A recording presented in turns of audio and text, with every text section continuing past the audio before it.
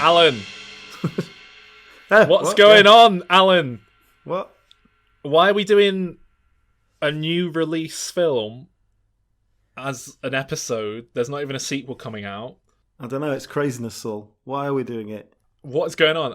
I'll tell you why, listener. We have to fill a week.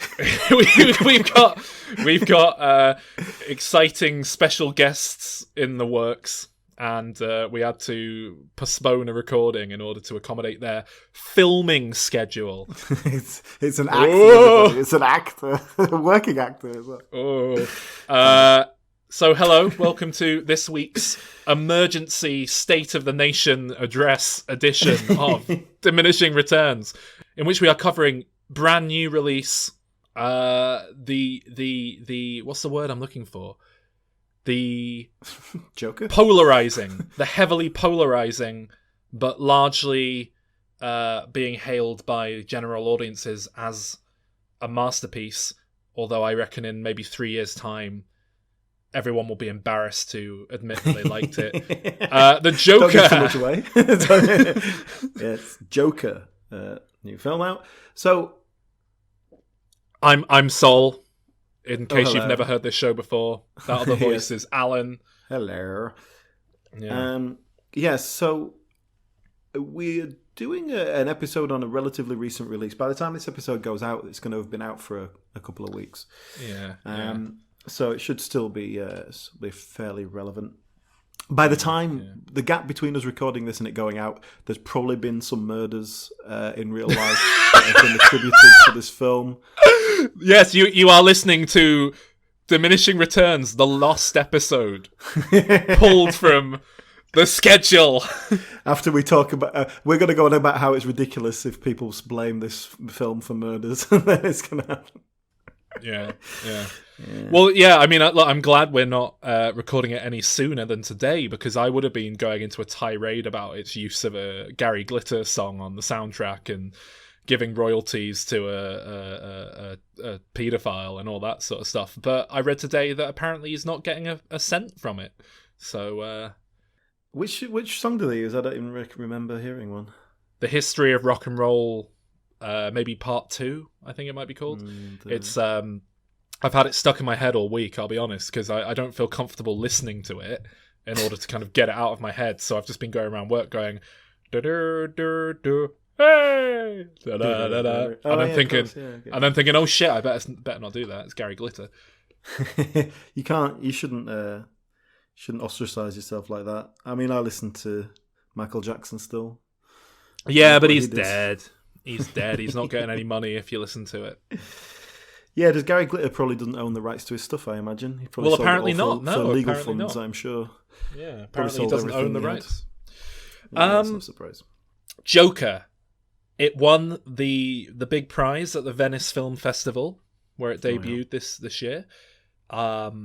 It was initially hailed as an absolute tour de force masterpiece. Ever since that initial positive response, critics have kind of been going, oh, come on, and like knocking it down a peg or two. It's now down to, I think, 68%, something like that on Rotten Tomatoes. But general audiences, if you put something Batman related in something, they fucking lap it up. So it is currently number 12 on IMDb's top 250.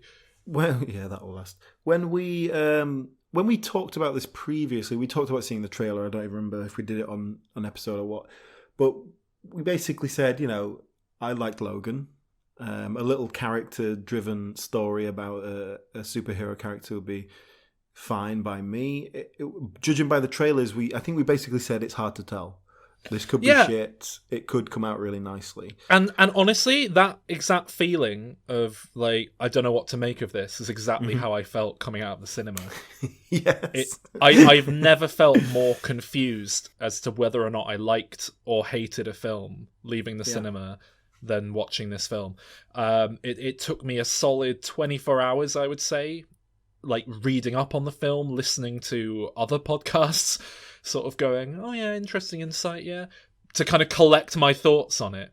I want to talk to you about that because I watched it today, and I knew we were going to record tonight, and I decided I'm not going to read anything about it because I thought you will have, And I'll come to this as the sort of like, I've just watched it and we can discuss it kind of thing. But I would be interested to hear. So I'm helping you gather your thoughts. Well, I assume you hated it. I mean, that's just my... No. All right, similar to me then, because I really didn't hate it. Yeah, I'm kind of torn.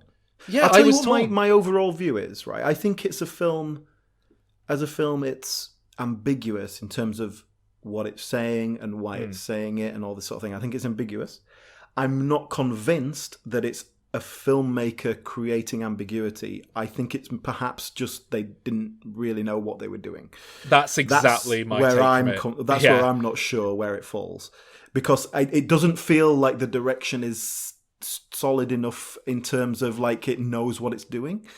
Look, the best take on this film I have heard, the thing where I listened to it and I went, of course, and it all clicked into place for me. And I am stealing someone else's opinion by saying this. Can you credit them? They were on the Slash Film podcast, and it wasn't Peter Cisaria. It was one of the other two. Okay. That's close enough. He said something to the effect of, this film thinks it's Martin Scorsese, but it's more like Michael Winner.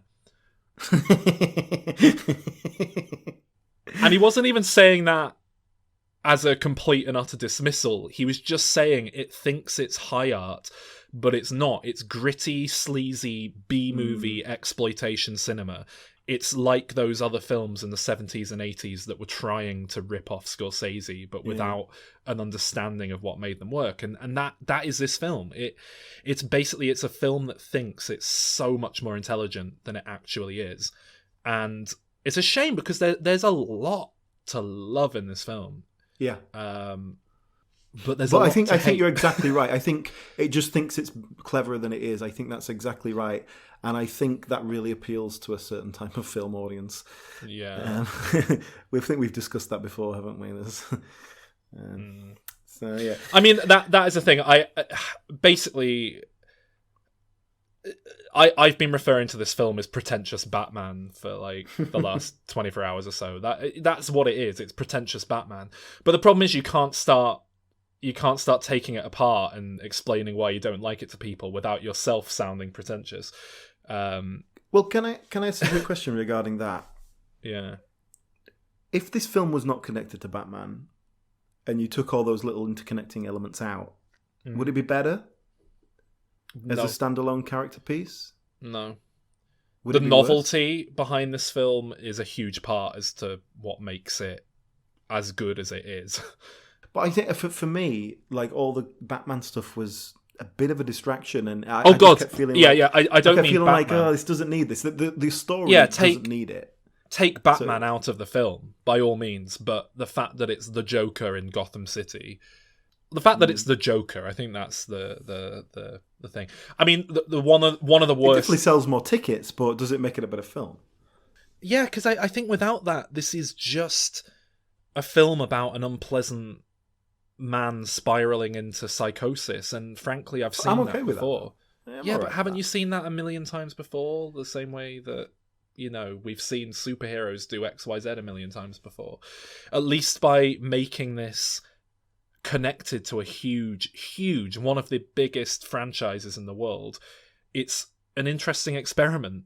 The fact they've made like a 30 million character piece that's connected to superhero movies is kind of insane, and that's something that winds me up, frankly. I've spoken with people about this film who loved it and say, it's just, you've got to approach it as a small character study, it's an intimate little film.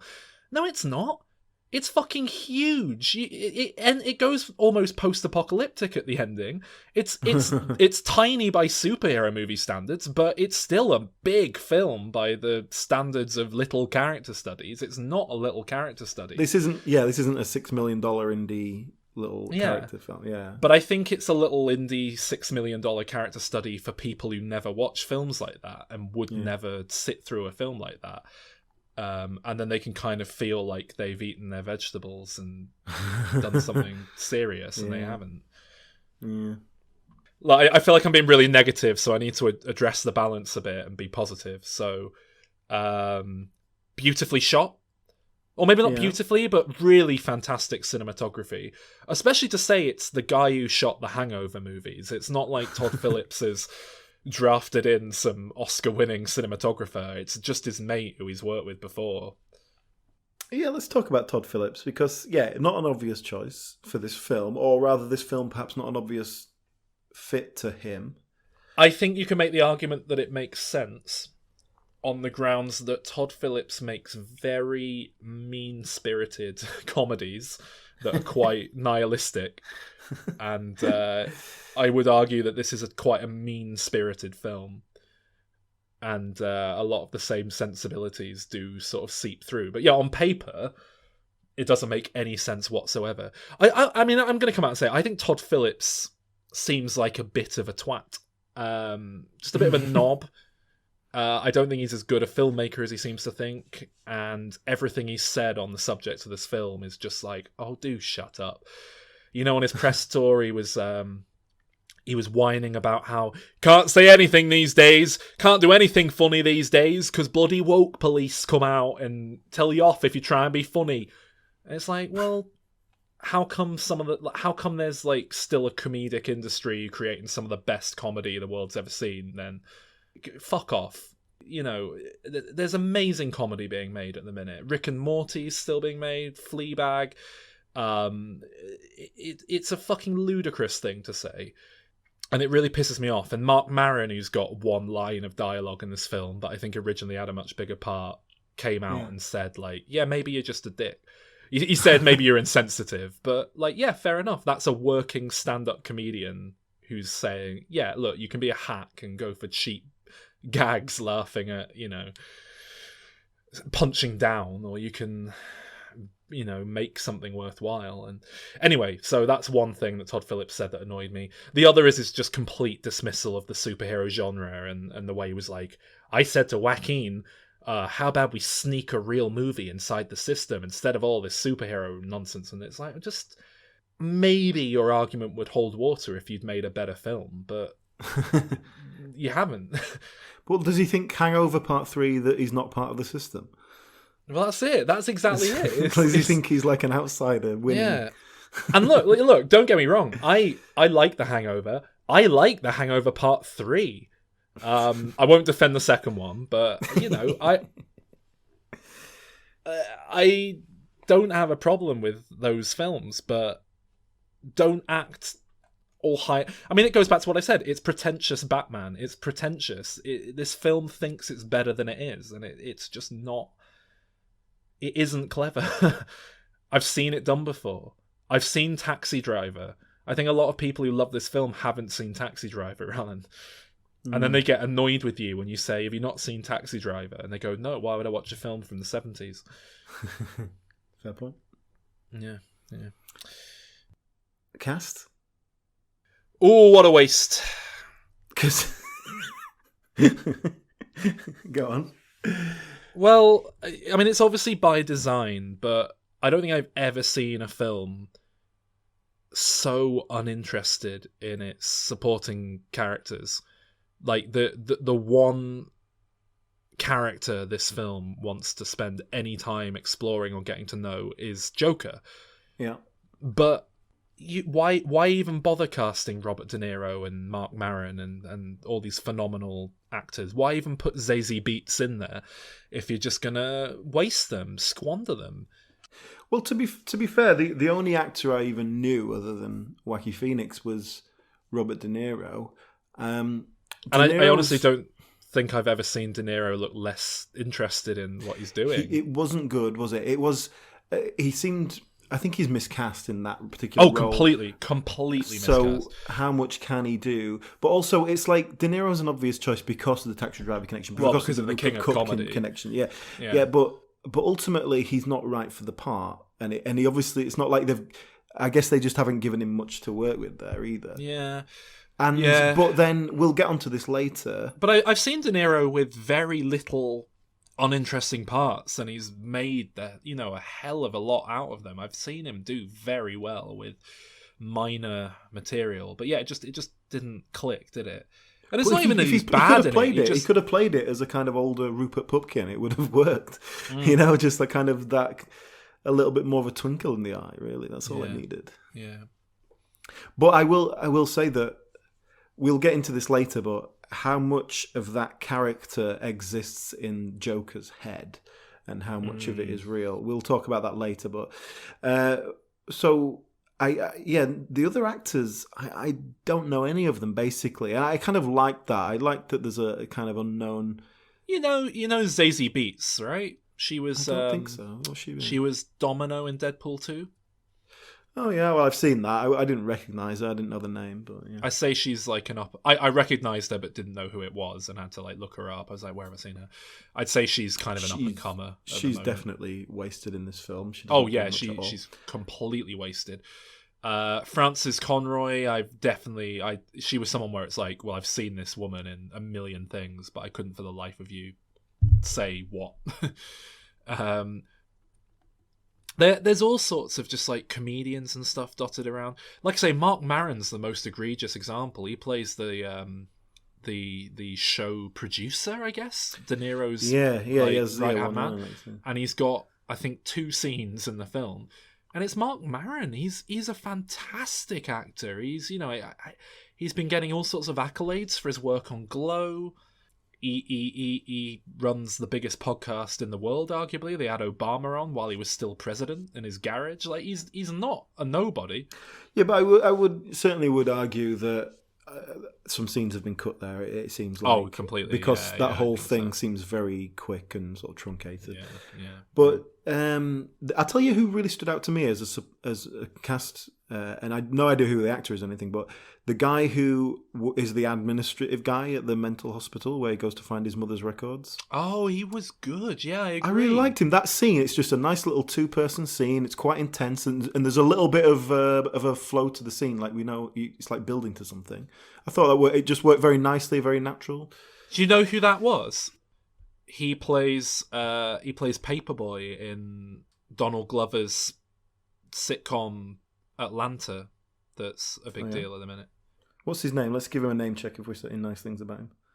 Brian Tyree Henry. Let's give him a name check. And he was in the Child's Play remake this year, and in the Chris Sarandon role. I think he's yet to find. I think he's going to be a bigger deal once he starts getting some good roles in movies. But I mean, his role in Atlanta's good. He's good. Cool. And you're right. I completely forgot he was in it, but yeah, love him. That's what I mean. Every little role in this film seems to be filled with. The other one, Shea Wiggum. I do know Shea Wiggum. Yeah, he pops up in everything, doesn't he? He's all right. One of the cops. Of note with the cast, Thomas Wayne, Batman's dad, was originally, I believe, going to be Alec Baldwin, which makes a lot of sense. But then he dropped out because he said he realised he'd been cast as Donald Trump again and he didn't want to get typecast. Yeah. And that leaves us with the big boy himself, doesn't it? Joaquin Phoenix, yeah. So, he lost a lot of weight. I know you like that in an actor. Do I? You like it when they go extreme weight. Do I? He said this the other day when we were talking about Christian Bale. He said, I do like it when Christian Bale does it. Yeah. Yeah, and speaking of which, did you see Joaquin Phoenix's quote-unquote freak out on set? No. Oh, God. Someone was obviously trying to create the next big Christian Bale freak out. For more on that, if you're unfamiliar, go and listen to our Terminator Part 2 episode from a few weeks back,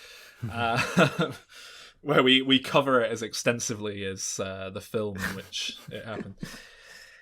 He was doing press for this film on, I believe, Jimmy Kimmel, and Todd Phillips sent a little quote-unquote gag reel over, unbeknownst to Joaquin Phoenix, that was then played in front of the audience without him knowing it was going to be played. And it's not a gag reel, it's just footage of him in character as the Joker, just sort of going like... Just like the constant whispering, just shut the up, dude. I'm trying to find something real. Sorry, it's only such a. It's not a big deal. It's not a big deal. Yeah, it kind of is. It pisses me off. And I know you started the share thing, Larry. Yeah, it's funny making fun of me. Like I'm a diva. It's not even an insult. Cher, really? Just singer, actor, dancer, fashion icon. How is that an insult? And like they're obviously trying to like make him out to be this knobhead, but I watched it and thought like, yeah, fair enough. He got a bit snappy because someone's fucking about whispering when he's trying to film, and then he apologized for it. And this is the sort of character that you're getting into. You're going to be going to some kind of weird places in your own head, so you probably are going to be a little bit highly strung. And honestly, it's so awkward if you watch it because he's just there on the sofa, like, well, I kind of didn't think anyone was going to watch that. I thought it was going to be private. It was supposed to be private. Well, there's no excuses. I guess his career will survive. He's probably going to get Oscar nominated for this film, so well, whatever. I'll be honest, and I'm really hoping you disagree with me here. I've got a feeling you're not going to disagree with me. I was not blown away by Joaquin Phoenix in this film. So it's funny. Those are the exact words I used when I was talking about it. I said I liked it. I thought it was good, but I was not blown away. It's annoying because even people who don't like this film have largely all been praising his performance. And I went into this thinking, look, if I get nothing else out of it, I'm getting Joaquin Phoenix as the Joker. I love Joaquin Phoenix. I think he's a phenomenal actor. I prefer him as an actor to Heath Ledger. Is this on par with Heath Ledger's Joker? Is it? Fuck. Is it on par with Mark Hamill's Joker? Nope. Is it? What about Jared Leto? Oh, God. I mean, fuck's sake. That's not even... Doesn't enter the conversation, Alan. He's totally committed to it. You know, he's obviously gone full in. But ultimately, it feels a bit... I don't know. Superficial, is it? Is it too shallow? Yeah, is that what it is? Yeah. Look, right, so... This is tied intrinsically to the Joker's characterization throughout the film. Now, I will acknowledge this is a reinterpretation of the character. There's no definitive take on the Joker. You can play with these things. However, generally speaking, in the comics I've read, in the films I've seen, in the games I've played, the Joker is meant to be a criminal mastermind. A real Machiavellian type. But more so, he's meant to be funny. And this film initially presents the Joker as... Because the Joker's always mentally ill, but he's usually mentally ill in that he's a psychopath or, things of that nature. Whereas this film just presents him as, like... uncharismatically mentally ill. I don't know how else to put it. It presents him as he doesn't understand how to interact with human beings. He doesn't understand humour. He doesn't understand society. It's personality disorder, isn't it? I'm okay with that because I think that's 2019, isn't it? Like we look at mental health in a different way now. It's not just like wacky, funny mental illness now. It's look, I'm not averse to them changing that aspect of the character. I'm not a big fan, however, that he then idiot savants his way through the second and third act of the film. Well, the third act of the film. If he's not a criminal mastermind, how come he's so good at, slipping around and eluding the police and so on? It's like the film can't decide if he's doing it on purpose or not. And more so than that, how come he suddenly becomes funny out of nowhere? He actually becomes quite witty and playful. And can talk properly and stuff. Yeah. He starts off the film being so, only my mother, how come, knock knock, who's there? It's me, the Joker. And it's cringy. And then you get to the end of the film and I was laughing out loud when he said his... when he said... Knock, knock. Who's there? It's the police. Your son's been in a serious accident. That's a classic joke. I've heard it before, but I mean, it's a classic for a reason. something of a problem as well. Like, okay, first of all, I think the way that I deal with that is I think the entire third act is just in his head. But again, we'll look into that in a bit. But and again, this is where I don't know if the filmmakers are doing this deliberately, but that whole last bit where he becomes this Andy Kaufman-esque character on a TV show, I loved him. He was fantastic entertainment. It's like, exactly. But are we supposed to dislike him at that point? That's the sort of the ambiguity that I don't think is deliberate. I don't think I did love him. I found his Joker quite unappealing in a way that I don't typically find the Joker, and I'll give the film credit. Maybe that's on purpose, but there was one scene that I will point to where this film worked for me, where this film clicked into gear and it was firing on all cylinders, and I loved it. And if the whole film had been like this, I would have loved it. And the main reason that it worked for me was his performance was pitch perfect. That Joker was fun and charismatic, but darkly scary, and it did everything at once that it was supposed to. Do you, by any chance, know the scene I'm talking about? Or was it just? I'm interested as to whether it stood out to you as much as it did to me, because it really was like leagues beyond the rest of the film for me. No, nothing is jumping to mind. Go on. So the scene where his two ex-colleagues come round to his flat to check up on him, and he brutally murders one of them with a pair of scissors. Now, the violence is raw, and that's something I'll say for this film. The violence throughout it is raw and unpleasant and brutal, and I thought that was great, because there's been a lot of criticism from people who I don't think have actually seen the film, that this film is going to glamorize violence and incite all sorts of God knows what, and I don't think it does glamorize violence. I think the way the violence is shot is very unpleasant in this film, and it's just matter of fact, and it kind of lets you sit in it in a way that isn't particularly fun. So that alone was kind of disturbing, and then to have Joaquin Phoenix just lying there splattered with blood, and this other guy in the corner going, oh! And to be fair, maybe they could have cast a better actor for the other guy for the scene to work, because it was partly funny, just him going, oh, Arthur, oh my God! Then, Joaquin Phoenix just came into his own as the Joker there, and he started going, oh, top of the morning, don't worry about it, mate, and like laughing away. And then the guy awkwardly, steps past him and he goes, rah! And like jumps and starts laughing. That is the Joker. That is playful, but evil and scary. And then the fact that it leads to this kind of punchline, this very uneasy joke of this little person struggling to reach the lock to let himself out of the flat. And then he has to ask Arthur, the Joker.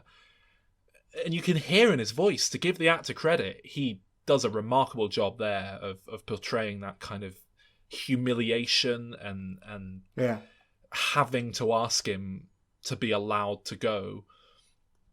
And then you get this weird moment of twisted morality from the Joker, and it just gives him all this depth. That whole scene was phenomenal, I thought. And if the whole film had been like that, I would have loved it. But it wasn't. And like I say, I just thought it was inconsistent. I realise I keep going off on all sorts of tangents here, but I thought the Joker was very inconsistent, and not in a good way. Because he wasn't like... He didn't seem to know what he was doing half the time. And not in a, I'm like a dog chasing cars kind of way. Just in a, I'm mentally ill and I'm going to climb inside the fridge kind of way. There's also this idea of him being this sort of weak, simpering person who's finally pushed to the edge by society. But the problem with that is he's always like not right in the head. There's something wrong with him. And there's a distinct point where he stops having medication, and that's where he starts to lose control of everything. So it's not like society has pushed him there, other than society is, not helping those that need help mental illness wise. Yeah. But it's as if it's like it's falling down and like he's finally pushed to the edge, and it's not that. But then it feels like it's trying to portray that. Yeah. Yeah. And are you aware of the story of Bernie Goetz? No. So this was in the 80s in New York, when New York was like at its worst, and basically Bernie gets to this guy on the subway, and these 4 black youths like approached him. I'm not going to remember all the details, but basically he felt threatened enough that he pulled a gun and shot them all. I don't think they died. But anyway, it sparked this whole debate on self-defense laws and a whole race thing as well. Oh, well, thank God they got that sorted out in America, hey? But that incident was really kind of a flashpoint in that whole thing in the 80s in New York, and then they kind of cleaned up New York a little bit. But the fact that this guy, Joker, he shoots these people on the subway, and, he's a vigilante, he's sort of praised as a vigilante in some places and then condemned as a vigilante in others. That's a deliberate reference, I have no doubt. Oh, completely. Now that you say it, I've read comparisons between. That is a very, very famous thing that happened in the 80s, in America anyway. And then, there's other political parallels as well, obviously the Trump thing. One of the wanker, city guys who attacks him in the subway at the beginning looks exactly like one of Donald Trump's sons. I don't know which one it is, but, that must be deliberate. Yeah, but I mean, is that deliberate, or is it because Donald Trump's sons look like they're going to the purge on a day-to-day basis? And then you got Thomas Wayne. Is it Thomas Wayne? Is that his name? Thomas Wayne, Bruce's who's dad, like the big money man who's decided to run for politics. And that's obviously also deliberate, but then we never quite get to it. What are they saying? Is this film sort of saying, hey, let's rise up and take out the 1%ers? Is it saying, look at these despicable protesters, they're going to cause a lot of damage and they're killing people. Look at their leader, he's mental. But that's what I mean. I don't think that ambiguity is kind of deliberate to sort of ask questions or put a mirror up to society. I think it's just filmmaker who's not sure what they're saying. Or doesn't want to say anything too much, but wants to look like they're saying something, but don't actually say anything. So just to go back to Joaquin Phoenix, he's lost all the weight, and it gives him a very extreme physicality, and he expresses things in movement quite a lot. It's dance. He does dance moves sometimes. And well, I mean, he's fucking gross. That's what he is, Alan. He's really unpleasant to look at in this film. So yeah, he's not fair like a play nice to skinny, is he? He's got weirdly sort of protruding body parts. But again, I want to give this film some credit. I think it goes out of its way to not glamorize the Joker. I think he's a very unpleasant, uneasy character to watch. I didn't come away thinking, man, I wish I was the Joker. Like, maybe I came away thinking, man, I wish I could do that role, because it looks like it's an easy Oscar. And to give Joaquin Phoenix credit, he does that, and I think he does what he's trying to do very well. I'm just not sure if I really liked what he was doing with it. His Joker just felt like a bit of a whiny little, knobhead. When he was on TV at the end, he wasn't this incredibly charismatic, guy who was just telling jokes and winding up Robert De Niro, which is kind of what you want. He was just like a little sniveling little, oh, well, you all. And that's the other thing. I mean, talk about bad writing. Show, don't tell. You can't just have your characters announce how we're supposed to feel about them in the finale of the film. That's not how. That makes me so angry. Yeah. But seriously, he just goes up and goes, you did this to me, society did this to me. I laughed out loud when he said society, because that's the Joker and his society is a well-known internet meme, and I couldn't believe they just walked into it. I mean, he's good in it. Joaquin Phoenix. Oh yeah, so yeah, Joker Phoenix. He does. He does this sort of dance thing, this very physical thing, which, I don't know, like I say, it gives the character a kind of a feel, but it ultimately doesn't mean anything or say anything. It kind of, again, it just felt very superficial. look at this wacky dance thing I do. I did love the moment where he's on the stairs dancing, and we've just been listening to that Gary Glitter song. And then the police go, "Hey, Arthur!" And then you get a split second of him dancing with no music. And it was just like the weirdest thing. And I don't know if it's funny on purpose, but when we did our Love Actually episode, there's that whole sequence where Hugh Grant's dancing around number 10 Downing Street. Yeah. And I said how funny it would be just to watch that without the music that we as an audience are listening to over the top of it. It would just be this like maniac, prancing about with no sound. And it was that. Mm-hmm. You're the fire starter, twisted fire starter. I'm a fire starter, twisted fire starter. Yeah. Yeah, it's not quite fair to compare him to Heath Ledger and that sort of thing, because Heath Ledger's Joker wouldn't have worked. The performance Heath Ledger gave in that film, The Dark Knight, wouldn't have worked here. It's a very different thing that was being done,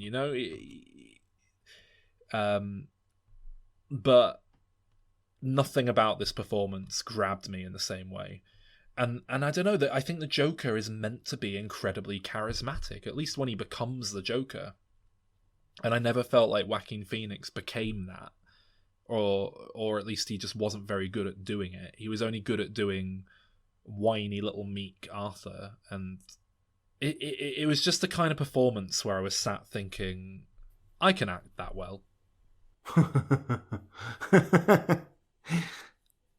don't know if I'd be willing to lose all the weight, but maybe I would for a few $1 million. Maybe I would. Yeah. He was fine. Just don't think he's phenomenal, A plot element that seems to go nowhere, but I think is setting us up for something later on, is the sort of the woman who lives down the hall. Yeah. And he has a little interaction with her in the lift, just as you would live in the same building. I liked the way earlier on in the film he kind of kept idiot savanting his way into being witty and charming. Yeah. There were a couple of points where he just kind of... There was a point where she says, "Why are you doing that?" And then he just says matter of fact, like, "Oh, I took a gun to a kid's hospital," or something. But the way he says it is like, oh, he's being really sarcastic and it's funny, but he's actually just telling the truth. And it reads like she's sort of thinking, oh, he's a funny, fun guy. I like the way he kind of did that a few times early on. The problem is, are we then to believe that that's what his whole Joker persona is? Him just lucking his way into being funny with people who don't realise that he's serious. It does seem to be that way, doesn't it, to a large part? Yeah. But that character and that whole plot point, basically we see him... I hated it, Alan. I hated it. Well, I did at first, because he's making a connection with her, but there was no evidence of this connection. It was just suddenly she liked him, and there was no obvious reason for it. No, look, at first I liked it. I'm the opposite then. At first I liked it. They're in the lift. She tries to talk to him. He's a bit weird, but then he turns around and does the shooting himself in the head gesture with his hands like she did. And that's like, oh, I get that he's like a bit twisted and thinks that's a normal way to react, like to interact with another person, but then she's gonna go with it because it kind of does come across like he's going, hey, I get you. And I liked that. What I didn't like is that he then starts stalking her, and she then knocks at the door and says, "Hey, was that you stalking me today? Well, would you mind doing it a bit less subtly? Why don't you hold my hand next time you stalk me?" No, exactly. So this bit was all like, you said, like when he does the second that happened, I was like, right, well, I know what's going to happen with this, and it's exactly what happened. The big shocking twist reveal. Well, for me, it was. I was thinking, and this perhaps shows how much faith I have in the filmmakers. I was thinking, are they actually expecting us to buy this? Is this real? Or is this going to... And then, but like, there was, after a couple of moments, it was like, no, there's no way they're going to try and play this off. It's like, it must be just going on in his head. Yeah. And then what I particularly hated about it was we get the moment when he goes into her apartment. And don't worry, I'm building to it. He goes into her apartment and she's like, oh my God, what are you doing here? Creepy guy from up the hall. And then they have to show us the flashbacks to the scenes where I hated she wasn't really there. Like, how fucking dense do you think the audience is? They did the exact same thing with the stand-up performance as well. That was so blatantly, the fact that they were filming it so close up on his face, the fact that they cut away and started playing music over it, the idea that when he performs stand-up, he actually starts to do quite well, and then later on we see a tape played back and he's just bombing. It's like, well, of course he was. Oh, I didn't even get the impression that perhaps he'd done well at that point. Yeah, because she's there laughing at him, and it was like, she's obviously in his head then. Because she's the only audience member that we're cutting to, but we're hearing laughter. It was just, like you say, just give us some credit as an audience, for fuck's sake. Like and it's just, I mean, do you really think that's shocking? Because like, I'm not even going for that old a movie here. We've seen Fight Club, but maybe that is an old movie now. I mean, 20 years ago. 20 years, isn't it? But it's just like, if you're gonna do that, make it more believable, or do it as more of a throwaway thing. Like you do it as a moment of like he has one moment with her, and then the next time he sees her, he's like, oh hey, and she's like, well, the fuck are you? And he realizes that, oh my God, that was all in my head. Or do it with some purpose, because ultimately, what was the point of any of that? Other than to show how crazy he is. Do you think, Alan, Joker is a bit like the Addams Family? Do you think he's like the cousin of the Addams Family? Because he's a bit like them, isn't he? Because you know how normal people like Law and Order? Joker fucking hates it. He's like, he likes crime and disorder. I hate Law and Order, yeah. And you know how normal people, they hate like chaos. They hate it when hospitals blow up. Joker loves it when a hospital blows up. It's his favourite thing. He loves it so much it makes him laugh, and not even an uncontrollable, my brain got bashed in laugh, like a real laugh. You know what? That's something I really liked. I liked that the film made a clear distinction, but quite a subtle one, I would say. It was never like massively hammered home between his mental illness tick laughter and actually finding stuff funny laughter. Was that just me? I don't. I think I remember hearing him laughing because he thought he should. You know what I mean? Like he was. The other people around him laughed, so he laughed. Yeah, and there were also the laughter at things that weren't funny, and he, sorry, I have a condition, and it's a very weird fake laugh that much different, is inspired by actual people who actually have that brain condition. Because I believe there is some degree of truth, and Joaquin Phoenix was mimicking it's called the giggles. you know when you just start laughing, you can't laugh.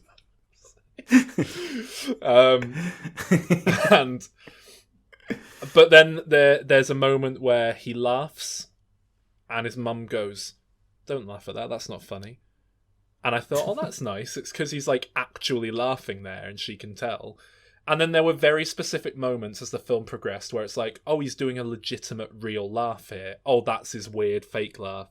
And I just thought that was a nice moment. If you're showing a transition from, one thing into another, it was just a nice little subtle detail. Yeah. And fair play to him. The performance, I thought, did a great job of, differentiating between that. So I think that the point of that, the neighbour goes on a date with him, but it's all in his head story, is to set up the fact that, hey, this is an unreliable narrator. Not all of this is necessarily real.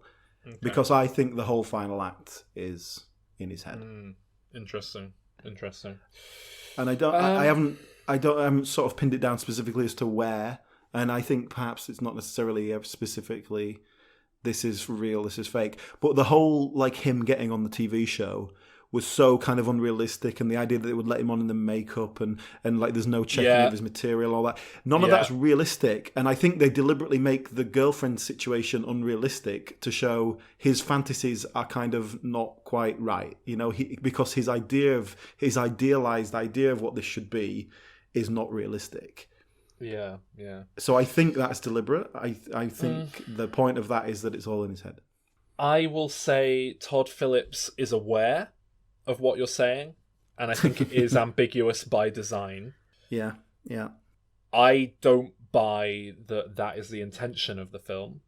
I think maybe Todd Phillips watched Taxi Driver and thought, oh, I like how it goes like so smoothly and happy at the end, and I like this fan theory online that it's all in his head.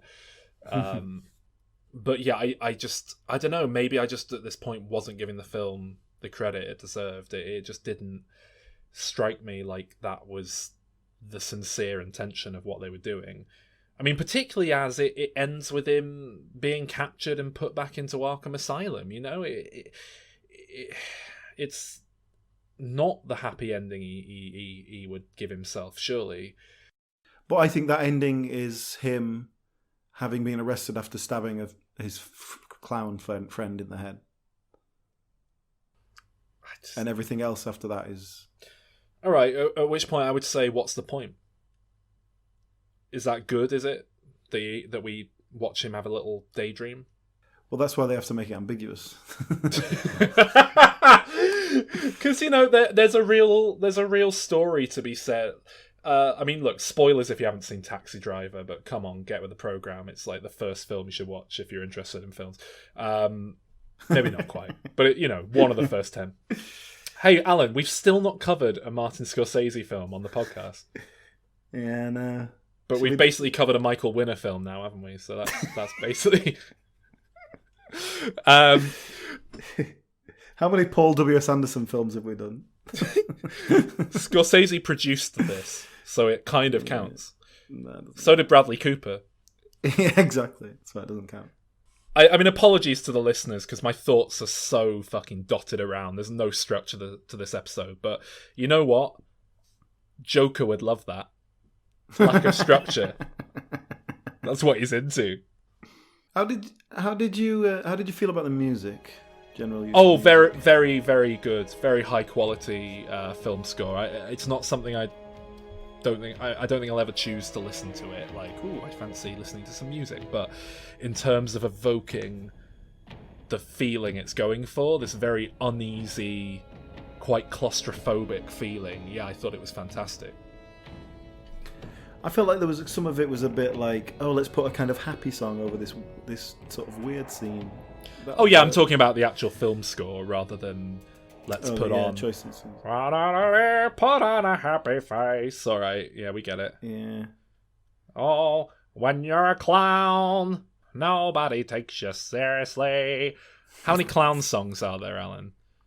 I reckon I could have predicted. Well, that was over the end credits, wasn't it? I reckon if I'd tried, I could have predicted about half of this film's soundtrack very reliably before I went in. Tears of a Clown. Clowny Clown Clown. That was in there, wasn't it? By Crispin Glover.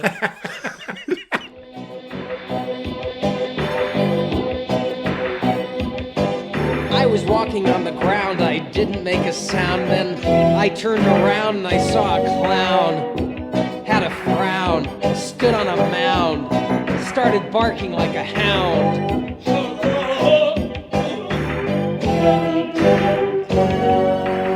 When I came to it, I found... But no, I thought the actual film score was very good. I thought all the kind of technical aspects of this film were done to a very high standard. Actually, it was. Frankly, my nutshell review is I think this is a really quite lazy, hacky script that's been very well put together with regards to the acting and the technical side of filmmaking, so cinematography. And I think all of that, the gloss they've put over it, the acting does a hell of a lot to carry you through it and make it work more than it really should. Yeah. Clowns to the left of me, jokers to the right. So what do you make of the ending then, where he goes onto the TV show and all that? I just took it at face value. I don't buy that it's meant to be in his head. but I will acknowledge that it's certainly a way to read the film, and I do think it's probably intentionally a way you can read the film. I don't think it lets the film off the hook for the problems that I have with how it all plays out and so on. Because, like I say, I don't think, if it is all in his head, I don't think that says anything. I don't think that means anything. You know, the reason that's such a popular fan theory for Taxi Driver is that it kind of does work on a thematic level if it's all in his head at the end. Even though I don't think Taxi Driver's all in his head either. You know, you're giving this character a full arc. You're letting them develop. You're giving the story a proper third act, and it's playing into the film's subtext and purpose about isolation and our relationship with violence and all that sort of stuff. And Joker, on the other hand, I don't know what that says. If that's all in his head, what's the point? What does that mean? It's just someone went, oh, I saw this film Taxi Driver and that was really good when they did this thing, and I read on crack.com that actually maybe it's all in his head. That's cool, isn't it? Yeah, we should do that. I'm not arguing that it makes it a good film. I'm just saying, I think if it's not in his head, then it's just they've lost track of the plot of what reality would, any sense of real character or anything. That's my reading on the film, is they lost the plot. They just don't care.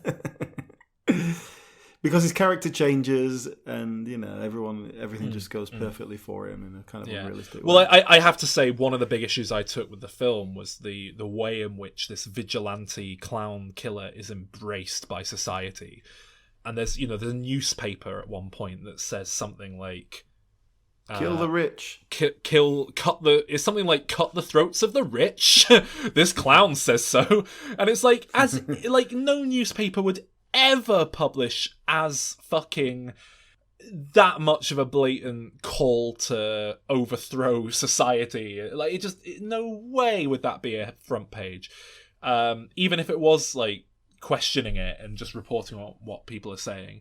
And the idea that these crowds of people are all wearing clown masks and adopting it as this like rallying cry, I just didn't buy any of that. I totally could buy there would be people who were kind of like, hey, I'm kind of on side with him. But do you know what? If they wanted that to work, they needed to have the woman go on TV and say, he was defending me. Those men were harassing me. I thought they were going to do it. You had to see something like that so that then all the people would go, well, I think he's a hero. I think it's about time someone stood up to these people. Because as it was just, oh, some rich people got killed. Well, fuck them. They're rich. And that doesn't play. That doesn't work the same way. Yeah, I think we're supposed to believe that, in Gotham, this sort of 80s New York idea, that there's real discrepancy and unhappiness in the plebeian ranks, and they're ready to and that's fine. I just didn't buy it. I just didn't think it was handled very well. But like you say, they're really so focused on this single character and what's going on with him that you don't get much of the wider picture. Yeah. And that's the thing. If it is all a big dream at the end, then okay, that kind of works. But I don't know. I didn't buy it. Right. Let's talk about Bruce Wayne, because quite early into the film there is a sort of twist reveal, and it is the notion that maybe the Joker is Batman's brother. Mm-hmm. What did you think of that? When it first popped up, I was like, because I thought, okay, from a character point of view, this is an interesting thing, because we've been dropping the thing about the mother a bit obsessed with Thomas Wayne, and it's a bit weird anyway. So it's like, okay, but like from a bigger picture point of view, making the Joker and the Batman related, I just thought that's a bad idea, and also people aren't going to like that. People aren't going to play that shit. So I kind of, on a bigger picture, I didn't think it was a good idea. It kind of plays out to be just nonsense, which I like that. Yeah. That it was like realizing that his mother was not what he thought. I thought it was pretty cut and dry. Oh, that wasn't real, and he's not related to him at all, and he's just a nobody. But I've spoken to people since who were like, "Oh, I thought it was ambiguous. How come she had that photo that said to my darling TW?" Well, she wrote it. She wrote it, didn't she? Yeah, because it's part of her delusion. But apparently, that's one of the debates this film's spawning. Are they related? I must say, I hated the concept because it was just that classic thing of comic book bullshit. Oh, we're all related. Blah blah blah blah blah. I didn't like that. Then they made it incredibly ambiguous, and I was like, oh, I do like it now. It's like it's ambiguous, and I like that they're not giving us any easy, in or out with it. And then they just categorically said, oh, it's bullshit, and it was like, oh, whatever. Yeah, because I couldn't figure out what they were doing with Thomas Wayne, whether they were trying to make him the sort of arsehole bad guy Donald Trump, or if it was supposed to be a bit more sympathetic. And like at that point when he confronts him, if he's going like, oh no, she's mad, she's crazy. And like at that point, it's like, oh, he could be making that up, and you understand why he's pissed off at this guy who came to his house and like messed with his son and stuff. It's like, you can. There's the emotion is there, and then he kind of finds out that his mother is lying, and it's like, okay, well, he's not. That's understandable what he's done, then, isn't it? It's like, yeah. So I couldn't quite work out what they were trying to do with that. If this was a better film, maybe in the first draft, even I could believe in an earlier draft, this was how it worked. That politician character, Thomas Wayne, would have been Robert De Niro TV show host. It would have been one character. That would have been the guy who shoots in front of everyone. The problem is, somewhere along the line, they obviously thought, well, hang on, we want to do Taxi Driver, but we also want to do the King of Comedy. We've got to do them both. And that's why they had to have Charlie Blumpkin man in it as well as whatever the politician guy is in Taxi Driver that forms part of the plot. It just felt messy, really. I didn't mind Batman being there. It felt unnecessary. The one bit I hated was at the end when shit's hitting the fan. We see Batman and his parents leaving the theatre. Yeah, good time to go to the theatre. That when you're like, there's a revolution on the streets baying for your blood. And I thought, let's pop out to the theatre. Hey, look! They had those tickets booked for months, Alan. You know how hard it is to get tickets to see Hamilton. What if you're Thomas Wayne? Yeah. Even if you're Thomas Wayne. Oh wow! Don't want to waste a hot show. Yeah. I don't know, Sol. I got in to see Big the Musical at West End last night for £2 because they were desperately giving away tickets because it's shit. Well, I saw them leaving the theatre and I thought, all right, cut there. That's it. Don't you dare give me any more of that. And then we watched them walk down the alleyway, and then we watched a guy look at them, and I was like, are you seriously doing this? And they did, Alan. They made me watch Bruce Wayne's parents get killed for the 27th time. And I'm fucking sick of it. I thought if there was one DC movie where we wouldn't have to watch Bruce Wayne's parents get killed in an alleyway and a bad guy snapping the pearls off his mum's neck, I thought it might be the standalone Joker movie. But no, they can't fucking help themselves. They're obsessed with it. What is this fucking perversion they've got for Bruce Wayne's parents dying? It's bizarre.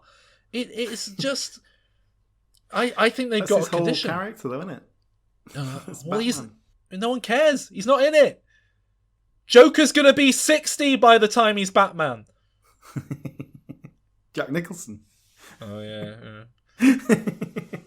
That's a point, Alan. What do you think to the notion of sequels to this film? Well, I don't think it'll happen. No. Making a lot of money. Nah, they'll draw a line. Joaquin Phoenix says he's open to the idea. Oh really? Yeah, that's. I would have been totally like, yeah, no, it's done, one and done. I would have thought he was one and done. Yeah. No, he said he's open to it, and that makes me think maybe they will do another one. I mean, the obvious thing to do is, well, tell you what, let's save that for the ending. That's the point of this show, isn't it? We're meant to do that at the end. So he goes on TV, and then he shoots Robert De Niro in the face. Did you like that? I did. I liked that whole scene, really, because it was kind of awkward, and you're Did you not quite find sure it- what's going to happen. I've heard think- people say that was a shocking moment, and yet, Shocking. well, yeah, Yeah, it's just because he shoots someone in the head and you kind of see it quite viscerally. Oh People god, are I mean, shocked yeah, by it's that sort of very unpleasant. I suppose it is maybe startling, but you see it coming. You know it's inevitable that from the second there's that scene where he's practicing with the gun in his living room, and he goes knock knock, and then he pulls the gun out to shoot himself in the head. I was like, oh, so he's going to shoot Robert De Niro live on TV.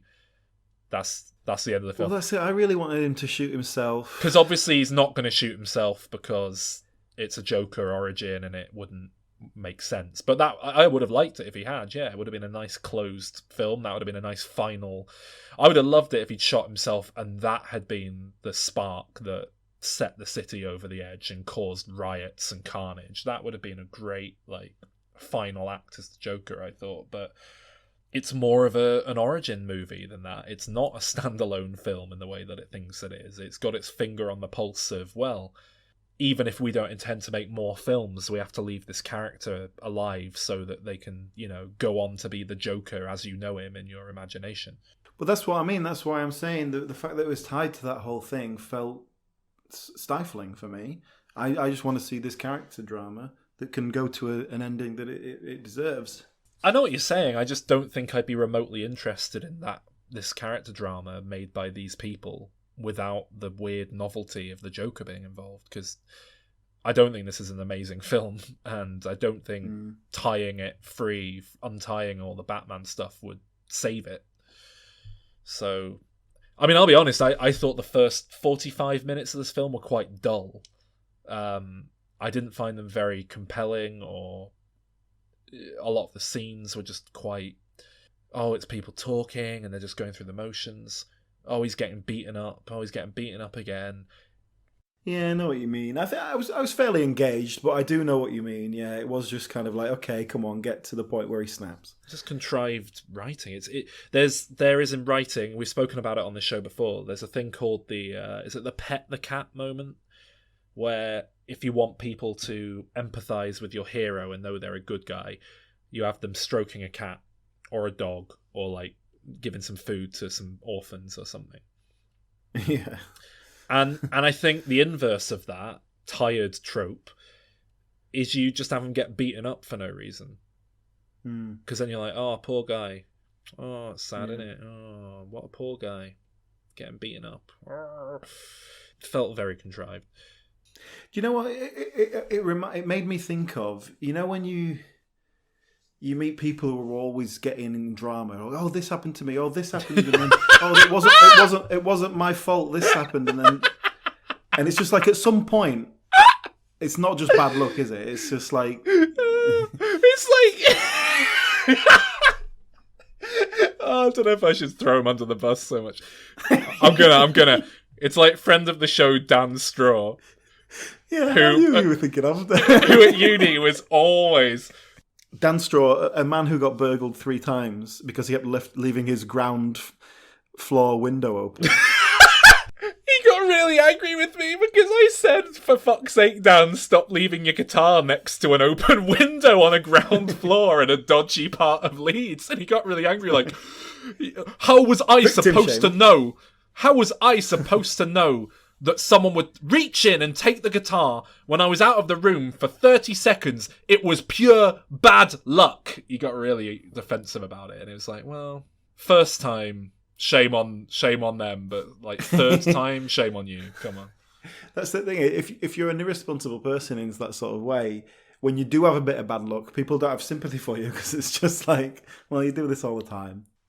These bad things are happening to him, and you go, yeah, that's fair enough. That actually happened to him. But then, the reason his boss doesn't understand and isn't listening to him is because he's a fuck up, and he keeps fucking things up. Yeah, and he took a gun into a hospital to a children's to entertain kids, and then again, he idiot savanted his way into actually being a funny performer with it. But it seemed completely. He didn't know why that was funny, and he wasn't trying to be funny. I don't know what. By the way, if I ever have a kid with cancer, and that's the entertainment they're bringing into children's world, I'll fucking smother them myself. Look, that's why they do it, Alan, all right?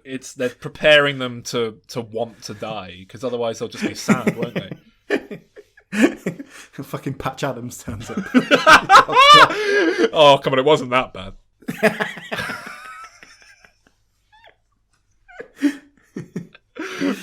Nanu nanu.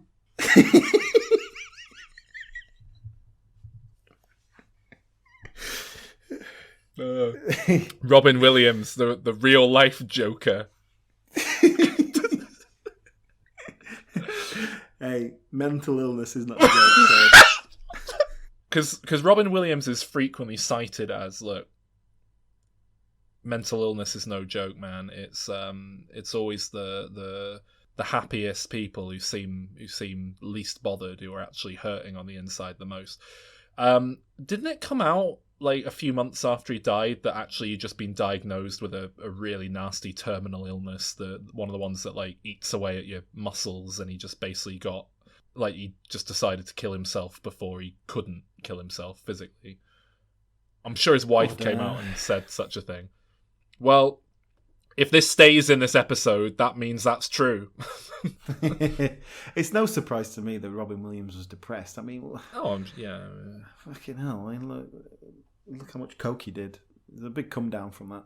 Yeah, and look how talented he was. I mean, I'm a really happy guy, and that's why I don't have any innate ability to do anything. It's just, it's one or the other, isn't it? Depression, eh? It's funny. Well, yeah. I'd be a good Joker, I tell you. If Matt Reeves is like putting together some casting notes, get an unknown in. You not heard how I laugh on the show?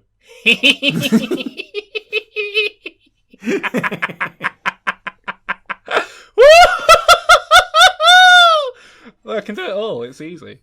God. Give me an Oscar now. Oh, I'm scared. The problem is, right, you don't know how much of the laugh's put on and how much of it's legit. And that's what's scary. Alan, who would you be in Batman? Riddler? Bane? Riddle me this. Batman? I'll be Riddler. Alfred? You'd be an Alfred. You'd be a very miscast Alfred. Where they kind of went, oh, look, he can do a moustache. We'll make him Alfred. Who would I be, Alan? Who would I be? Condiment King. Yeah, I actually would. Just running around squirting people with ketchup. You know what? If this film had just been called, like, Condiment King, I would have bought it a lot more. It would have worked a lot better. It's like the gritty reimagining of the Condiment King. Well, and it's all exactly the same film, but just at the end. At the end, instead of saying, I've got one note for you, right? One rule you have to agree to. Yeah, what is it? Hey, what is it, kid? It's me, De Niro. I can't do it. Right, that was a brilliant impression I was just doing of Robert De Niro, but you have to see it. It's visual. I was squinting my eyes like the McDonald's arches. It looked just like him. Instead of going, call me Joker, he goes, call me Condiment King. And then at the end, he stands up and he squirts ketchup all over Robert De Niro live on TV. Yeah, that would work. It would be fantastic. It would be such a good film. And then it would even work at the end when you see him walking down the steps of Arkham Asylum and he's just got red footprints behind him. It's because he's got ketchup all over his shoes.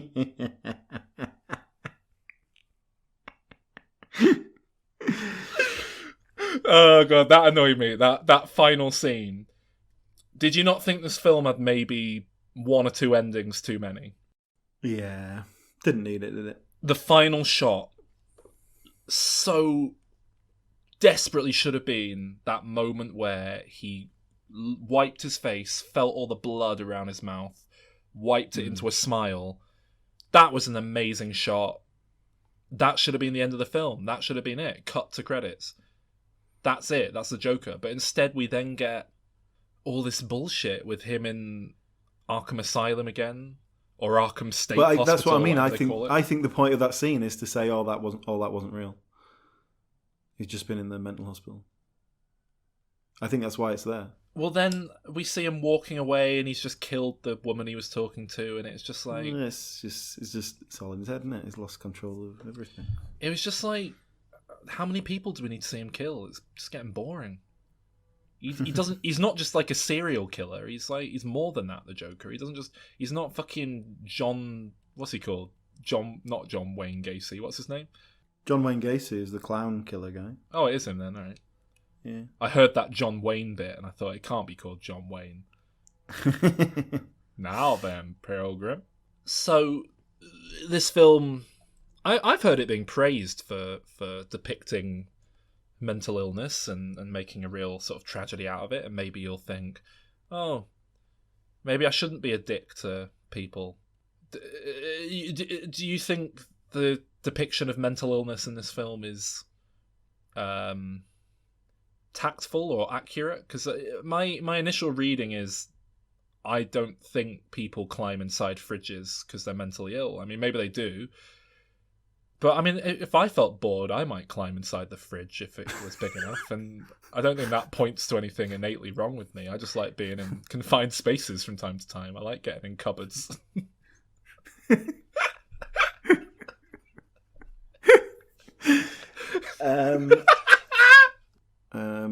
I think if the sympathetic element of this, if anything, is that you see this mentally ill character who's not being helped by society, and then in fact financial aid is removed so he can't get medication. I think that's something the film is saying. At what point would you say you turned on him as a sympathetic character, if at all? At what point did you go from like, all right, I think this guy's in the right and I'm on his side as a protagonist, to, right, he's a bad person, I don't like him anymore? Because I was on board with him when he killed those guys on the subway train, because obviously he was acting in self-defense, and then he kind of got caught in a difficult situation and had to kind of finish that last one off. And I could go with him to that point. I'm obviously not saying that was morally right, but, you know, I was totally when honest. he chases the guy off the train to kill him, that's definitely a step further. Certainly in a court of law, that wouldn't classify as self-defense. But I was on board with him to the point that I could still empathise with him and didn't think he was a bad person yet. Yeah, just, you know, he was in a tough situation. I liked him more at the end than at the beginning. I like that he becomes this sort of revolutionary leader, and he's sort of a symbol of hate against the ruling elite. Just want to see the place burn. I guess ultimately, I just don't really think... It's like they made a movie of Venom, right? And I complained when we spoke about Venom, that Venom is a character who makes no sense without Spider-Man, because he's literally born out of Spider-Man. That he's literally got some Spider-Man DNA in him that makes him that way and makes him behave a bit like Spider-Man to begin with. Yeah. So it just doesn't work. And frankly, I think Joker doesn't make sense without Batman. Honestly, I think Joker's only interesting as a character because of Batman. And I think this film proves that, frankly.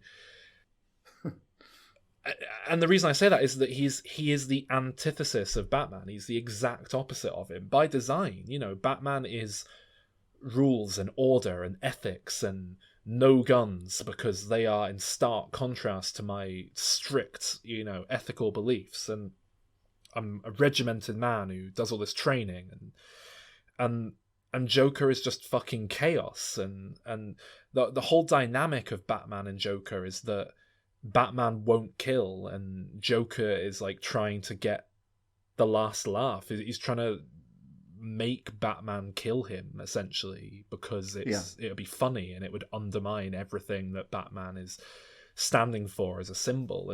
And the two are just so interwoven as characters that it just doesn't work. And like I say, I honestly, I don't think Joker is a very fun, interesting character without some degree of morality for him to bounce off of, and this film doesn't offer him any of that. It's just grim, depressing. I'm damaged. I am.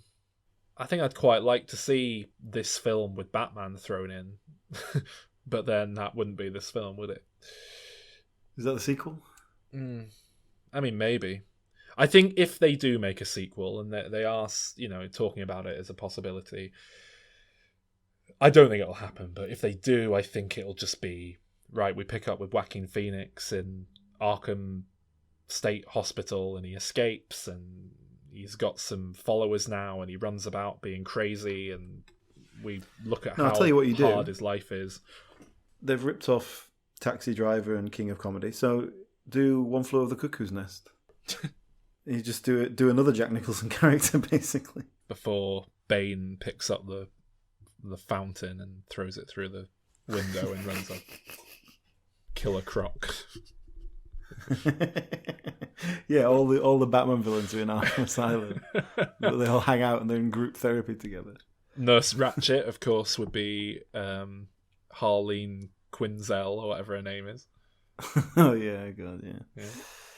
I mean, if there's not a direct sequel, I'll tell you what there is going to be, and that is a whole shitload of knockoff imitation films, and I think there will be official... I think this is going to launch a new line of DC standalone, like $30 million budget superhero comic book movies. And yeah, I don't think it will last very long, because they're going to make... I mean, who's the next best Batman villain? They'll probably do, like, the gritty, low-budget character study... Riddler. No, it's too obvious, too similar. They weren't. No. But that's the thing. All the other Batman villains are shit. No one wants a Penguin movie. Can you imagine how bad that'd be? Mr. Penguin's Poppers. But how do you do that in a gritty, real way then? How do you change it enough? Penguin's easy. He's just a mob boss, isn't he? He's got a big nose. I think Joker's the only one who really holds his own for like a film. Yeah. Without like another villain being pulled in to help, without actually having Batman there to fight. Like, there's Mad Hatter, I love him, but you're basically just doing Joker again if you make that character study, just with an Alice in Wonderland theme. If you make the Riddler movie, it's just Joker, but with more green. But then... Poison Ivy? Well, that's it. If you pick someone a bit more outlandish, like Poison Ivy, you're going to end up making a fucking, like, Jekyll and Hyde or Frankenstein science fiction film, aren't you? It's not going to... It's just... But then Two-Face can't possibly sustain a gritty character study. Scarecrow, maybe you could make, like, a horror film out of Scarecrow, I don't know. Mr. Freeze just wouldn't work, would it? But could you do the gritty $30 million take on Lois and Clark? No Superman? Yeah, no Superman, just Clark Kent. I'm interested in a no Superman film. Because I find Superman very boring. But Clark Kent's interesting.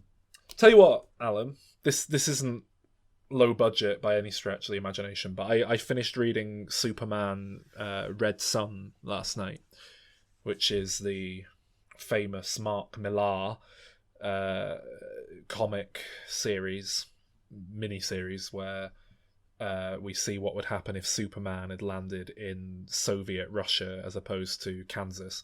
It's actually Ukraine, okay. but they pull them into the Soviet Union. Ukraine was in the Soviet Union. Yeah. But that, I mean modern day Ukraine. Yeah.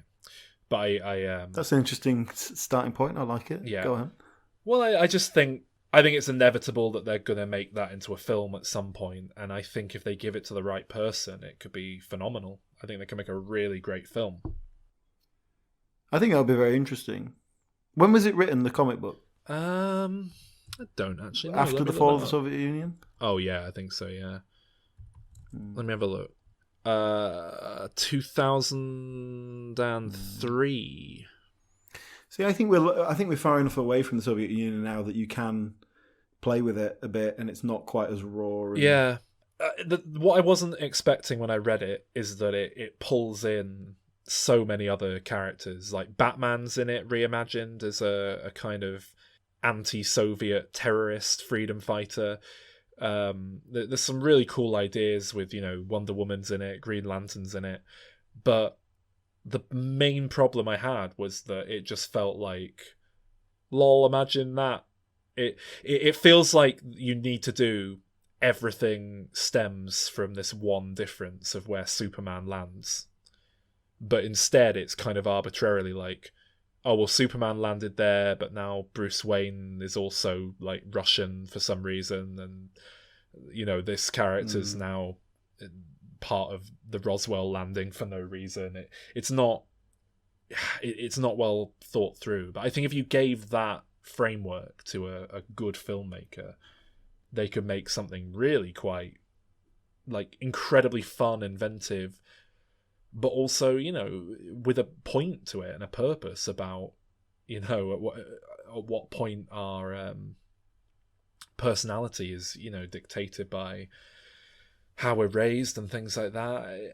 Definitely, yeah, that's what I mean. That's would be very interesting. Yeah, and I know that I believe it was the guy who directed Kong Skull Island pitched a film adaptation of this comic to Warner Brothers a few years ago, but I wouldn't be surprised if they'd be a lot more open to that was at the height of their attempt to make a cinematic universe, and I think they've kind of given up on that somewhat. I mean, kind of have, kind of haven't. The audience has. Yeah, yeah. I mean, what's going on with that now?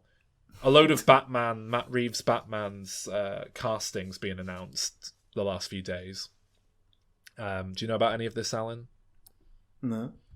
Okay, so they have announced Zoe Kravitz as Catwoman. Okay. Do you know who that is? Lenny Kravitz's sister? Daughter? I think it's his daughter. Lenny Kravitz is quite old now, isn't he? Yeah, he's pretty old, is he? She played Catwoman, I believe, in the Lego Batman movie. Oh, well then. Now she's graduating to doing it for real.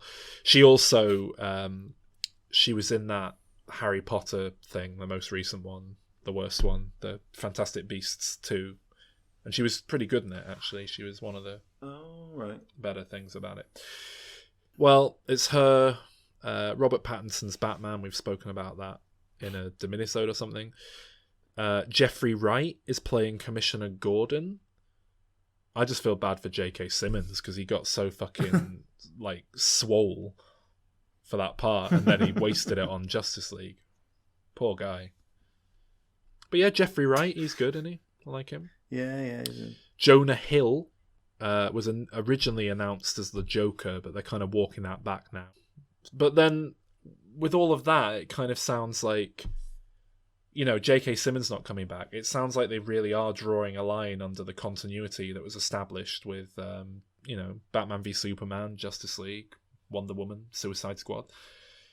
Fair enough, but then there's this Birds of Prey Harley Quinn movie coming out that's a direct spin-off of Suicide Squad. And James Gunn's making Suicide Squad 2 with a load of the same actors, so... Multiverse or something? Wonder Woman 2's coming out next year. And that's the thing, they're not... Multiverse, mate. They're making Aquaman 2, and they're not going to let Wonder Woman die. It's too... that specific take on Wonder Woman's too successful. They're going to keep pushing with that. Definitely, yeah. So does that mean we're going to have a different Batman thing going on and a different DC universe thing, and then like Joker, and then they'll probably make some other dark standalone projects, and fucking hell. It's a right nonsense, isn't it? Anyway. Oh yeah, Shazam, that's part of that fucking Zack Snyder shit show, isn't it? Forgot about that. Doing a sequel to that. I wouldn't be surprised if they do some like hilarious jokes in Shazam 2 about, oh, look, serious, gritty Joker. Oh, and you get like Joker from the neck down makes a cameo. Jared Leto's upset, apparently. Yeah. Well, he should be. He deserves it. Who's the best Joker? Come on, Alan. Who's the best? Jared Leto. I liked him.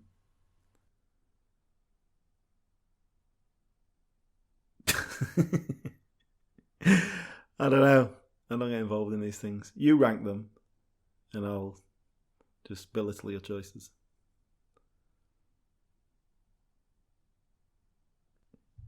Oh, hello. Jared Leto. I think Heath Ledger's the best we've had, but Mark Hamill makes a solid. He's got a solid case for him being the best Joker. It's hard to compare a vocal performance with a full-bodied one, though, isn't it? Yeah. Who was it who did it in the 60s who couldn't even be asked to shave? Cesar Romero. Yeah, he didn't even shave his moustache. No, yeah. no. Just fucking paint over it. Yeah, and he was still better than Jared Leto. I'd put Joaquin Phoenix above. Yeah, you know what?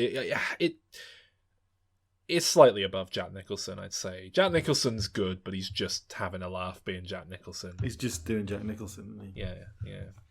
I mean, I guess that makes Joaquin Phoenix like the third best Joker, so pretty impressive, actually. I think he'll get an Oscar nod. Do you? Yeah. He won't win it, though. Yeah. And I think that's going to be all this film gets at the Oscars. I think there's going to be a whole load of people whining and complaining that it doesn't get a Best Picture nomination, but doesn't deserve one. It's too polarizing, I think, to actually land a Best Picture nod. If it's very lucky, it'll get cinematography and music and makeup, but I think it's just going to be Joaquin Phoenix, personally. What'd you give it out of 10, Alan, Joker? Well, it's all up and down, but I sort of settled on a 7. Oh, wow, that's far more positive than I thought you were going to be. It was. I thought it was an interesting character there. There was a lot of interesting stuff about it. I just ultimately came away thinking that, yeah, it wasn't as clever as it thought it was, and the ambiguity was not necessarily deliberate. But there was definitely elements that I liked about it. Yeah, certainly. I mean, I'm much the same as you. I loved bits of it. I thought, more than anything, I'm really glad that this film exists. I'm really glad that someone got out and made this and just said, fuck it, let's make a comparatively low budget superhero film, but it's official canon and blah, blah, blah, blah, blah. And, you know, it's not James Gunn making Super. It's a proper DC production. Just as an experiment, I like it, but like you say, like I say, it's not nearly as clever as it thinks it is. It's got all sorts of problems. I didn't buy the characters. I didn't find it all that compelling on a personal level. So I give it a 6 out of 10, which I think is quite fair to say it's as muddled as it is, which I find interesting because most people who've seen it seem to be very, one extreme or the other. They love it or they hate it. I was quite in the middle, like, Yeah. That's what I call it, Alan. Joke, How about that? He's a joker. He's a smoker. He's a midnight toker. Are those the lyrics? What are the lyrics? Yeah, that's about right. Yeah. An interesting film. And an interesting experiment for Diminishing Returns. Covering a new release on a normal episode. Normally, this would be locked behind the wall of Patreon, where for $1 a month, you could have access to... It's not much of a wall. Yeah. It's more like a small verge that you could easily step across. It's like what Donald Trump's probably going to manage to build. That's the kind of wall we're dealing with here. It's a fence, a moat. Yeah, you for $1 a month you would get access to all sorts of Diminisodes where we would cover upcoming. Why do I keep saying that? All sorts of Diminisodes where we cover recent releases, current releases in some cases. What are some of those we've just done, Sol? Downton Abbey.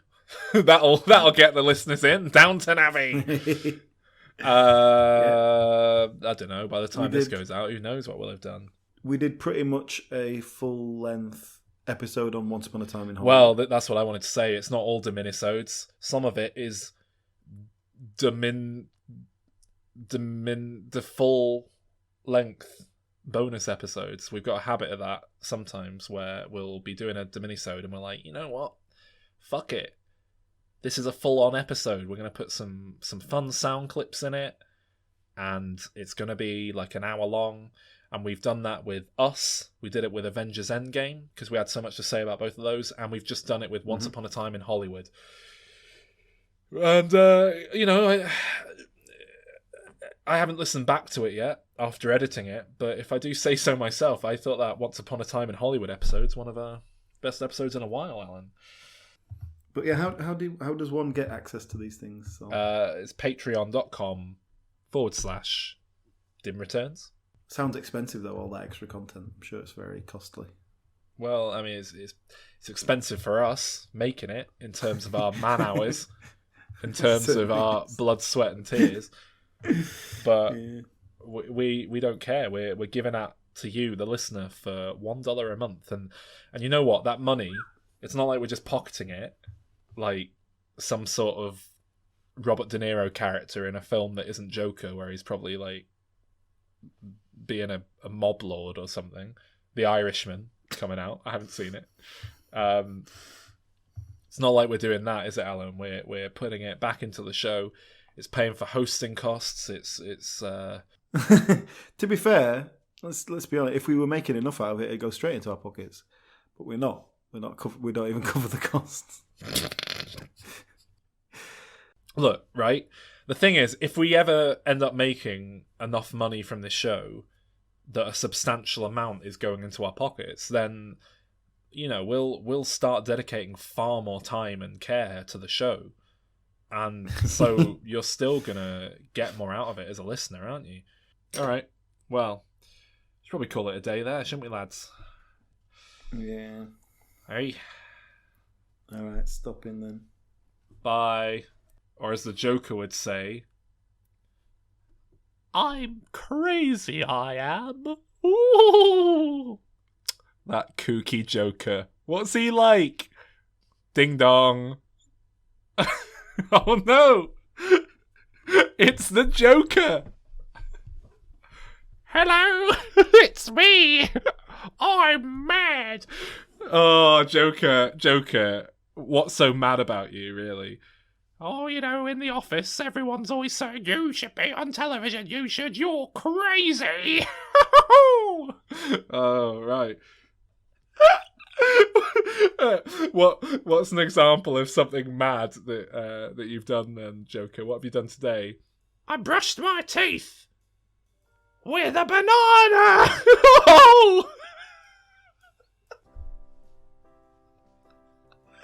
Well, that does sound pretty crazy, Joker. You are just unhinged. That's insanity. Why would you do that? That's just going to create more plaque. 'Cause I'm a nutcase! Alright, well, thanks for visiting, Joker. Maybe we'll have you on the show in the future, because I think this character's got legs, but probably not the time to explore it now. Got legs! Oh! You know what else has got legs? You thought I was going to say a centipede, but a snake! This is like the Noel Fielding school of comedy, where you just say, like, weird stuff. Yes! You should come round to my house sometime and see the setup. Oh, why's that? Well, you're sat on a chair at the moment, but I sit on space hoppers made out of paracetamol. It's not even the Joker, it's just Noel Fielding, Alan. It's just Noel Fielding. Alright, bye Noel. Bye, listeners. It's not your style. Would you like some You look so good that you'll be glad you decided to smile. Pick out a pleasant outlook. Stick out that noble chin. Wipe off that full of doubt look. Slap on a happy grin. And spread sunshine all over the place. And put on a happy face.